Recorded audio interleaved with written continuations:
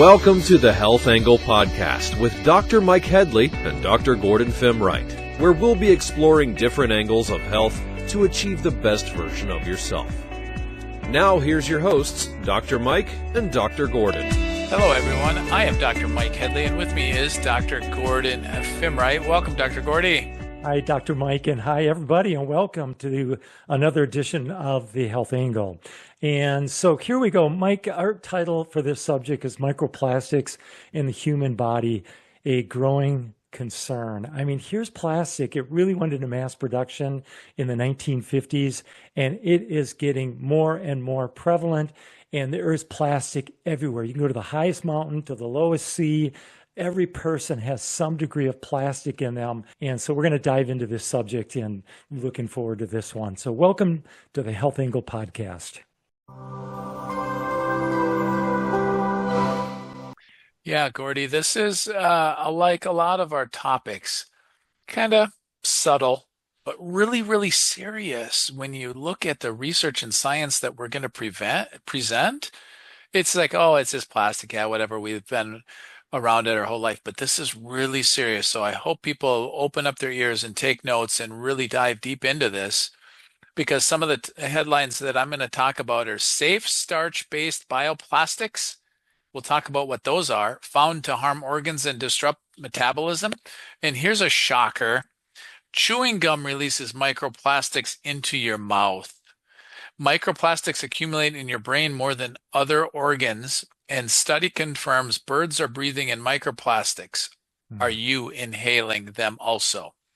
Those are just some of the things I'm going to cover, and it might sound subtle, but chewing gum, plastics, and now the green new stuff, the safe starch-based, bioplastics, are they healthy now? Well, we'll discuss that. Yeah, that's great. Yeah, they say that even seabirds looking for food are eating all types of plastic. They are loaded with plastics.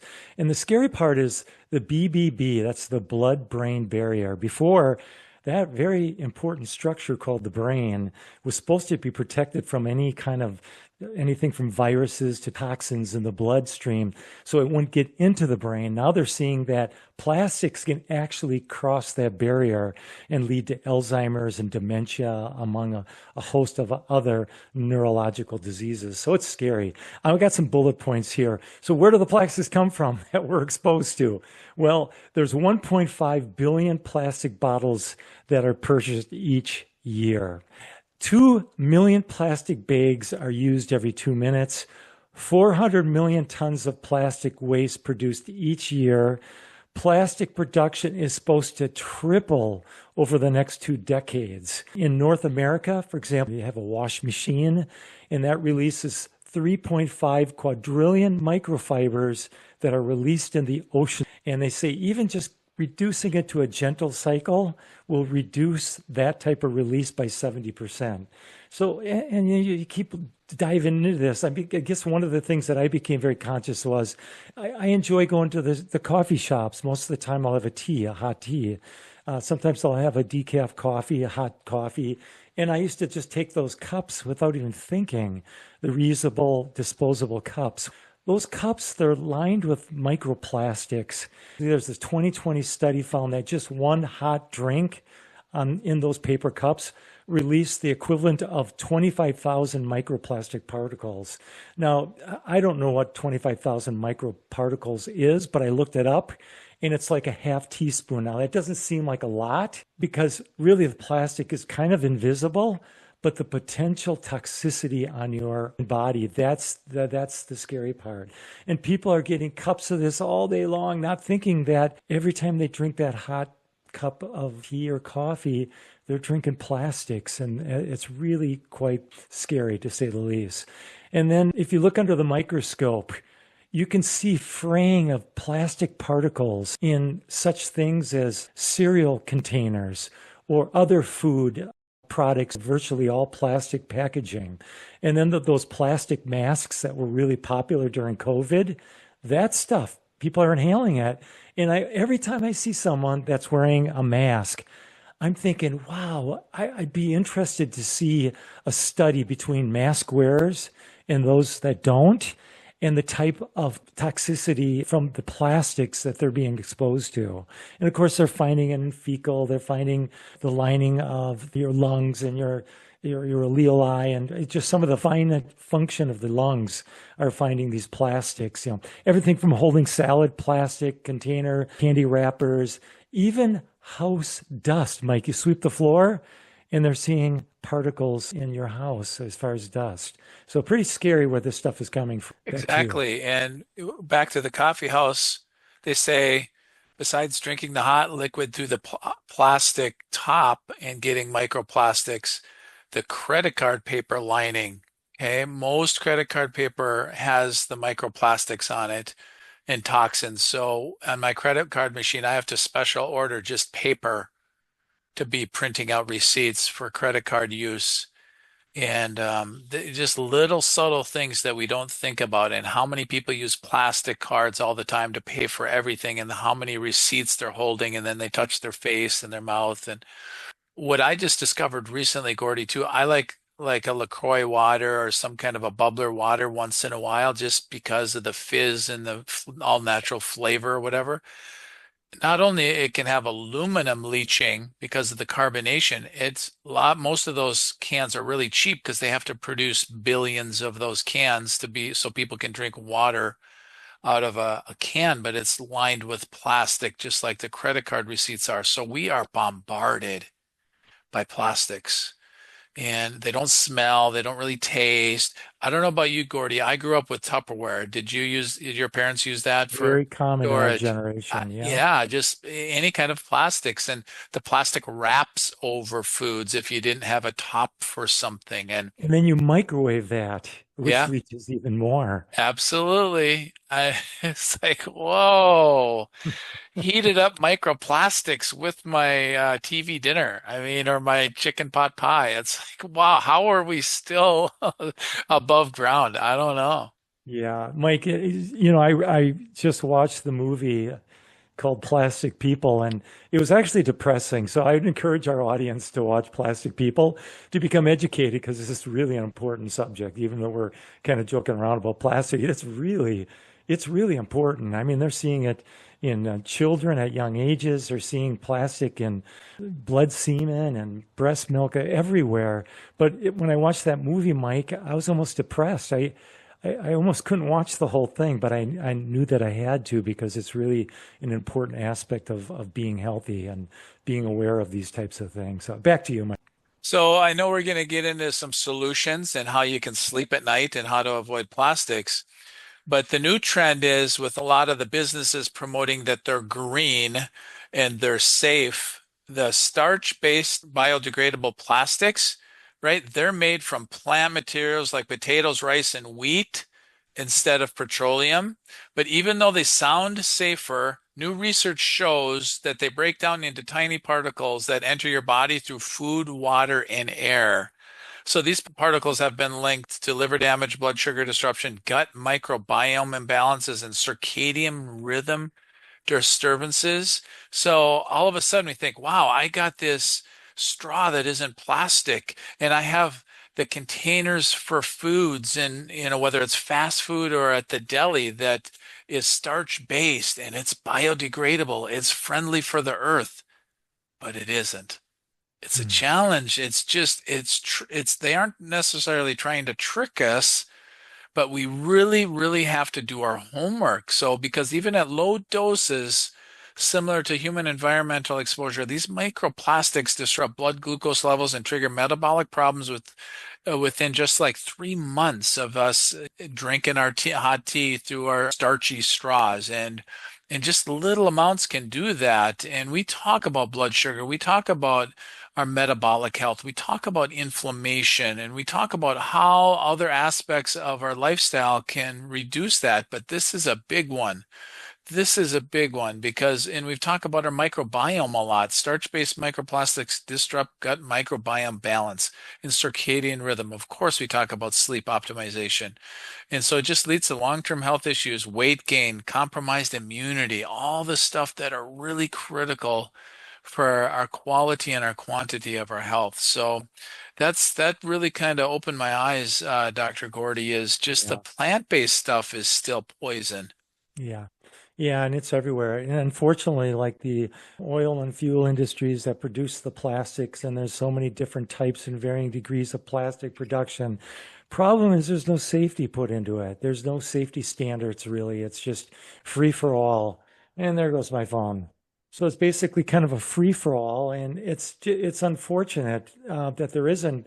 You know, they say that they're trying to get rid of the oil industry, right? The gas industry. Let's go electric. Maybe not a bad idea considering all the plastics that are out in the environment, because it's supposed to like triple over the next 10 to 20 years. I want to just share with, like, they found detection, and I just said this earlier, the blood, semen, and breast milk. And there's an actor, Orlando Bloom. He recently underwent the equivalent of a $13,000 plasma exchange just to remove microplastics. And then the New England Journal of Medicine found that microplastic was present in plaque of arteries in more than half of the 257 patients waiting for surgery.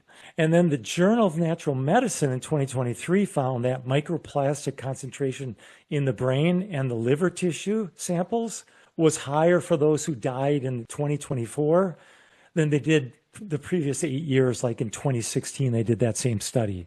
So it's just building and getting more prevalent.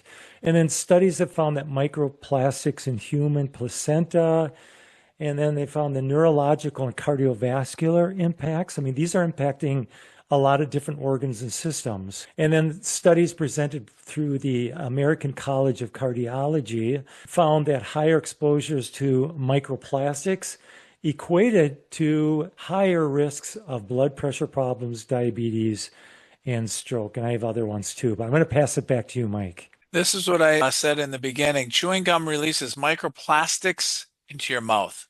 What? What? Is this real?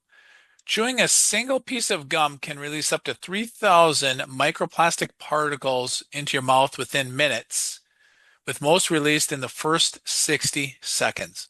Both synthetic and natural chewing gums release similar amounts of plastic particles, which include types used in packaging and automotive parts. Regular gum chewers may ingest around 30,000 plastic particles annually, adding to microplastic exposure from other sources like food packaging and bottled water. Most consumers are unaware that gum base contains oil-based synthetic rubbers similar to those used in car tires and plastic bags.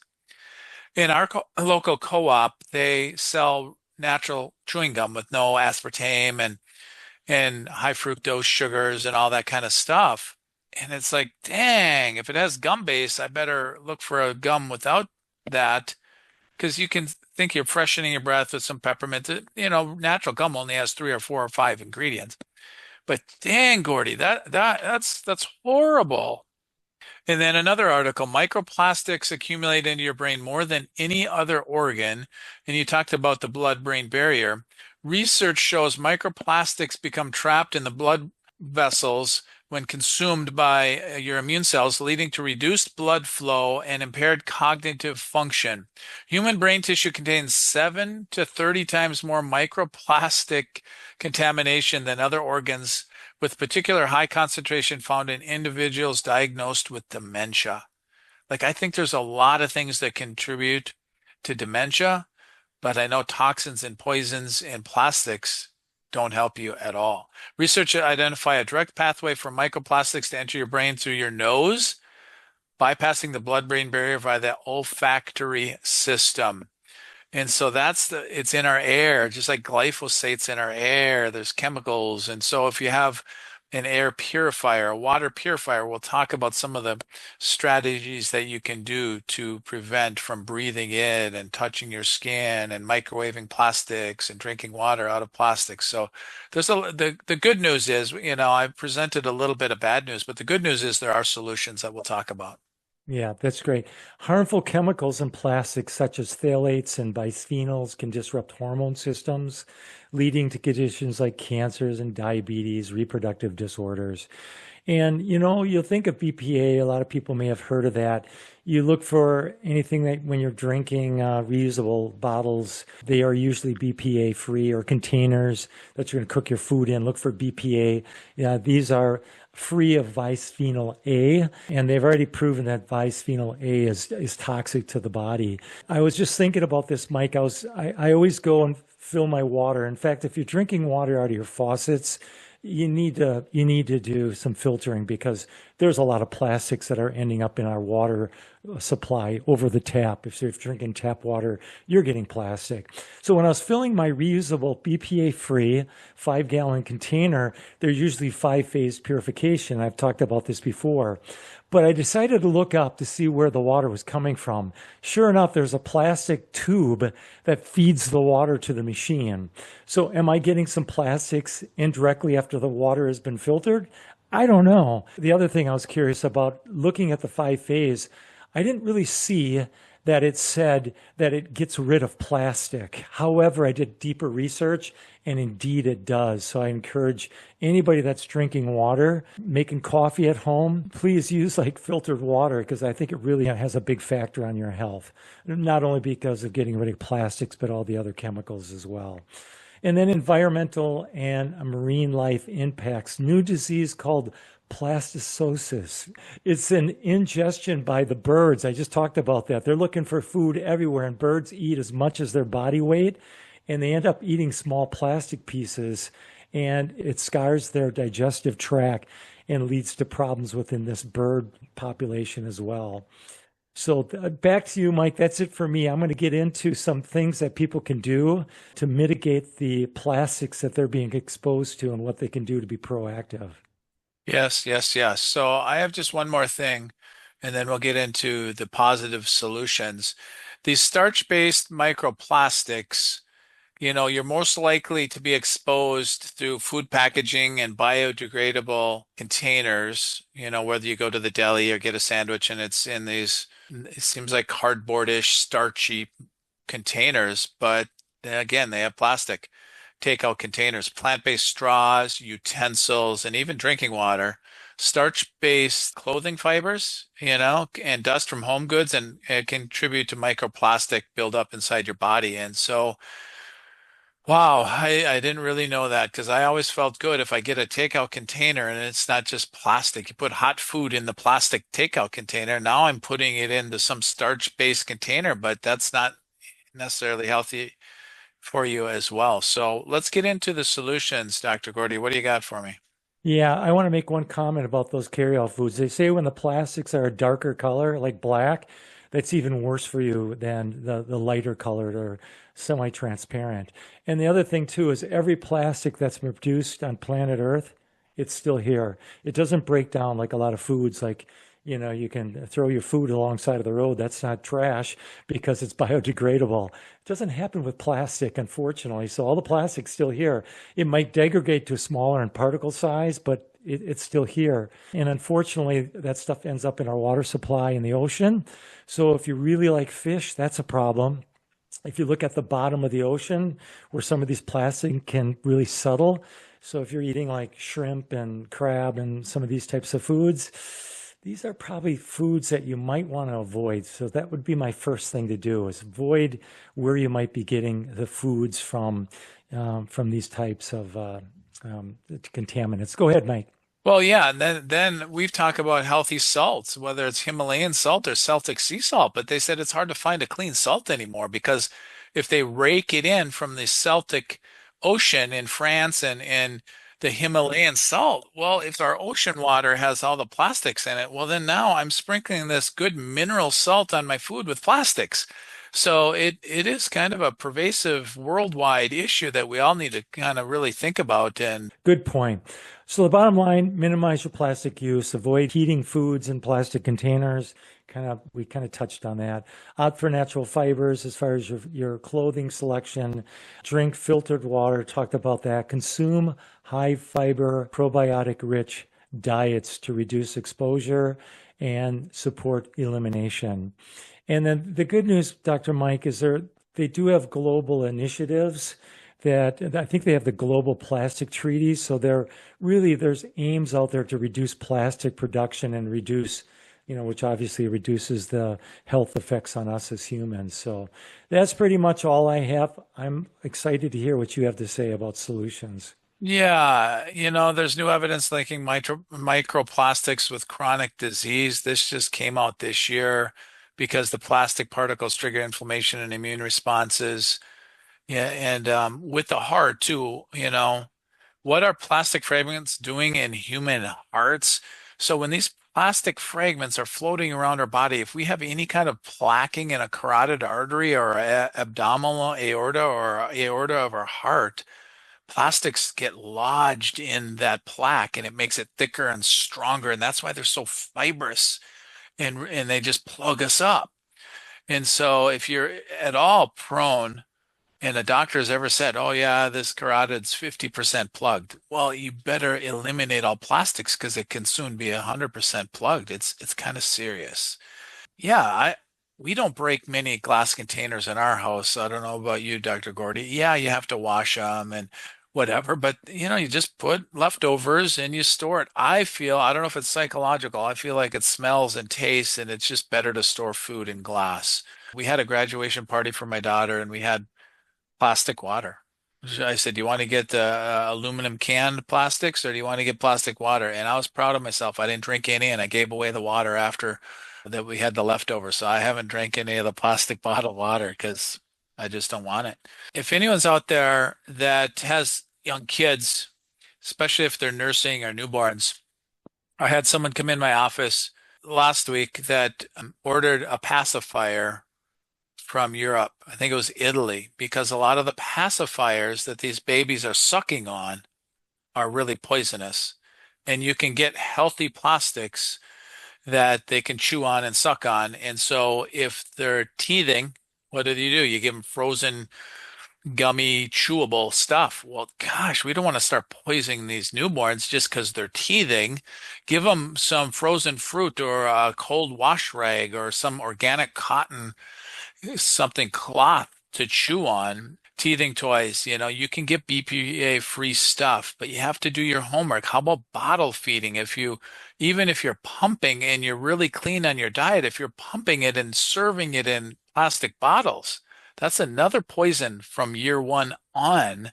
And then all the toys that kids chew on and suck on and play with and stuff. You got to really be careful with children's toys because they're going to get exposed later on in life because we all are. So if you can really be careful with pacifiers and bottles and teething toys and chewables. Someone gave my daughter some reusable plastic with water in them. They're reusable ice cubes. So you can put them in the freezer and they have plastic, but then you put them in a cup and pour your beverage on it. But geez, it just smelled like plastic. And so you're drinking plastic ice cubes. It's everywhere, Dr. Gordy. What scared me, and I just saw this recently, is even tea bags. You think you're doing something healthy, and if you take tea in those bags that are already produced, there's a good chance that there's a good portion of plastic that you're drinking down. So avoid those as well. Yeah, you think you're doing these healthy things, and you don't realize that maybe not so much. You can't see it. That's the part that kind of irritates me, is you can't see it and you really don't know for sure. Even when I make my smoothies, Mike, to be honest with you, I get my organic blueberries, and it's in a plastic frozen container. So, you do your best with anything that comes to health. All you can do is your best, because there's so many things that are hitting us from every direction, and you want to be as healthy as you can. And you basically have to pick your battles and do the best you can, and that's all you can do. I still look at this health journey as it's a lifestyle. It started out as a hobby. It's a lifestyle now, and you just pick your battles, and that's all you can do is your best. Yes, if I want to make bulletproof coffee or if I want to put something hot, my Vitamix and the high quality blenders are a lot of times Ninjas are often plastic. So my blender is glass because I feel like if I'm putting hot liquids in there, especially, it won't leach from the glass as it will from a plastic. And so you have to do the best. My last bit of relief for people. How can we bind stuff and bind the microplastics? One of my favorite binders is activated charcoal. You can get capsules of it online, of course, in any health food store, any co-op that has these, and you take them on an empty stomach, and it binds to yeast and fungus and molds and heavy metals except mercury, but the plastics and viruses and bacteria. And so you can take a binder to go in the body when it doesn't have food in there or medication or vitamins, because it will bind to your vitamins and your minerals and medications. So on an empty stomach, maybe before bedtime, it can go in the body and be like a dialysis, be like Dr. Gordy's. It's only one of the 5 filtration systems. It's not a 5-part filtration system, but it's kind of like dialysis. It's cleaning out your blood. It's cleaning out the water filtering system besides your kidneys and liver and colon. And we have good filtering systems. But if you want extra to bind to it is activated charcoal, diatomaceous earth. Some people like bentonite clay. So there's other binders out there that you can take to kind of clean up your body, unless you want to drop 14, 15 grand or whatever it was that the celebrities do to really clean out your blood and your body of plastic. So that is there is hope on the horizon. And do you have a last comment, Dr. Gordy? Yeah, I wanted to make a point. I know you were talking about activated charcoal, different use, but there's also the filters. Some people are filtering their waters at home, and they think, oh, I filter my water. I have active carbon as a filtration device, separate from what you're talking about. But the actual filtration, those pitchers that have the active carbon filters, you pour the water on top, they go through the carbon filter. Those don't get rid of plastic, just so people know. So yeah, I go to a health food store and get the 5-phase purification. Absolutely. Absolutely. Good point. I mean, it's better than nothing. I mean, but then again, what plastic is it sitting in? Usually those are plastic containers. So is it filtering just a little bit of stuff out and then it sits in plastic and puts more plastic in? I don't know. I just don't think it's the absolute best choice, even though it's better, probably better than nothing, better than tap water, but it's just go the extra mile, reverse osmosis, 5-step filtration system. So with that, Dr. Gordy, I always challenge our audience to think of what's your number one takeaway that you can share with a colleague tomorrow at work. If you're listening to this in your car or out on your walk or in the boat or at the beach, what can you talk to your colleague or your closest friend about plastics? As you go to the coffee shop and share a latte or a matcha lavender tea or something like that, just say, I wonder how much plastic we're getting in this. Wonder if this straw is good for me. I wonder, what do you store leftovers in? What's your number one takeaway that you can share with your best friend or your colleague and really discuss how you can both support each other with your plastic mission to reduce your footprint of plastics? And then what's your number one action steps? What are you going to do today based on what Dr. Gordy and what I have discussed here? It's very simple and easy, but take some action today. I challenge you, because it will make a huge difference in the longevity and quality of your life. Great point, Mike. Love it. And if you do go to that coffee shop and you need your tea or coffee, bring in a usable stainless steel container or a BP-free container. You actually get a discount in most coffee shops. So if you haven't already, please subscribe to our podcast. Please like our content, hit that notification bell. And as always, we really appreciate you joining us here on the Health Angle podcast. And until next week, we will have another episode, and we'll see you then. Thank you. Thank you for joining us on the Health Angle podcast. Please subscribe to our channel and catch us for our next episode.